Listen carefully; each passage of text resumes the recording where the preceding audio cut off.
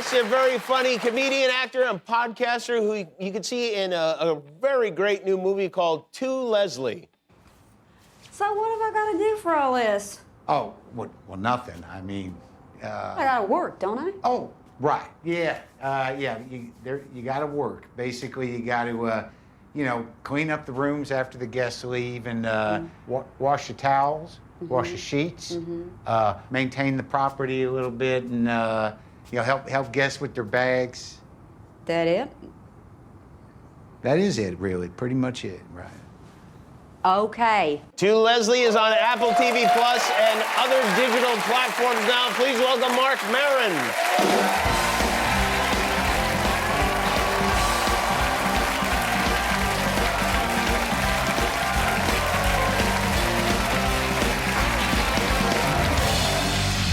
Marc, I knew you have interviewed President Obama on your podcast. Yes, I have. He was in my garage.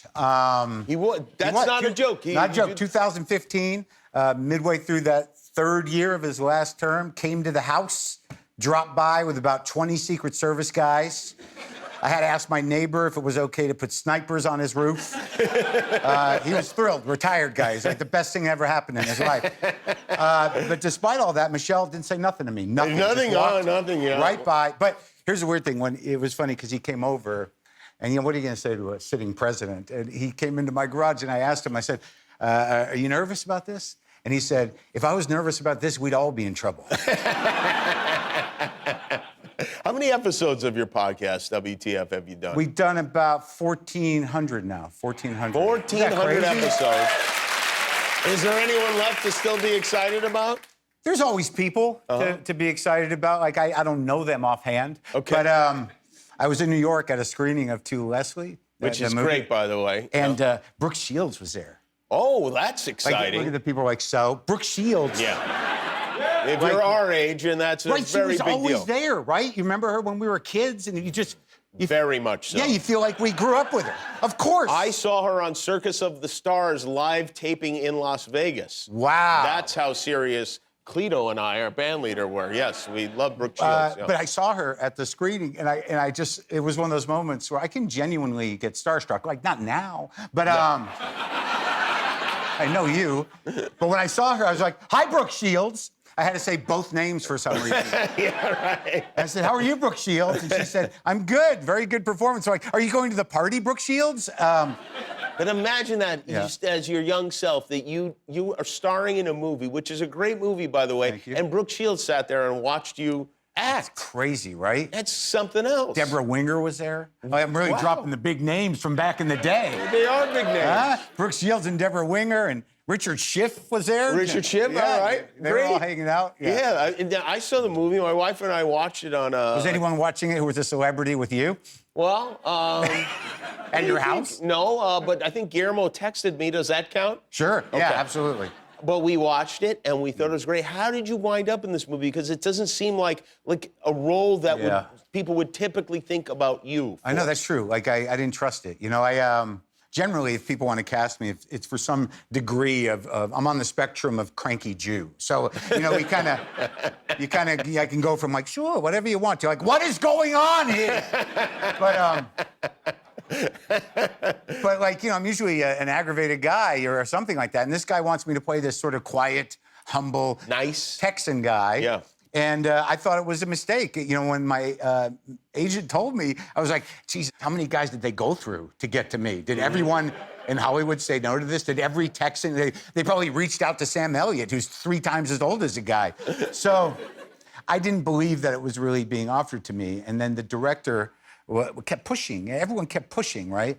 And then out of nowhere, you know, Chelsea Handler reaches out. Okay. Now, I know Chelsea, you know Chelsea, and she's a friend of the director, so he's enlisted Chelsea Handler to text me to talk to him, and you don't want to get on Chelsea's bad side. No. So when I saw Chelsea's name, I'm like, oh, God, I got to call this guy. So I called him up, and he said that I was the guy and that he liked my show, Maron, and he was a fan of what I could bring to it emotionally. And I was a little nervous. I'm like, can't do the accent. He's like, don't worry about it. But of course, like, I thought after I said that, like, if I want to really do acting, I should try to do the accent. So they put me in touch with a dialect coach. Okay. You know, that's a lady that knows all the accents. Yeah, right. And she decides that we're gonna do a Lubbock accent. And I said, I don't even know what that means. There's a lot of Texan accents. So she says Lubbock. I'm like, fine, I'll try Lubbock. And then she says, I'll send you a little glossary of how to pronounce things, and I'll send you some videos to study the Lubbock accent. I'm like, there are videos to study Lubbock accent. So she sends me these videos. I open them up, and they're like videos of an older Mac Davis. The real Mac Davis? Yeah, the singer-songwriter and actor Mac Davis. Wow. In his, 80s, doing weird events in places where they weren't even on television. What? And she's like, that's the best Lubbock accent. I'm like, Mac Davis? Wow. Yeah. See, it never lands with an audience, but you have to understand, Mac Davis was like a huge singer guy. Huge. And he was an actor. He was in TV star. And North Dallas 40 with Nick Nolte. Mac Davis, you can't beat him. I don't know why I'm trying to sell it to the audience. Don't you know Mac Davis?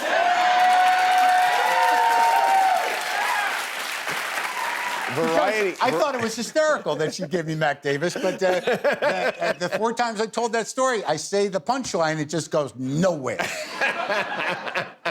Mac Davis was supposed to do a radio show in Tucson, Arizona, and Mac Davis was scheduled to be our guest. Yeah. And this is not 1972, by the way. Right. And he fell ill and had to go to the hospital, so we interviewed him from his hospital bed. I'm surprised that the lady didn't send me that. Are you sure she didn't? Yeah, this is a sickly Lubbock accent. Yeah.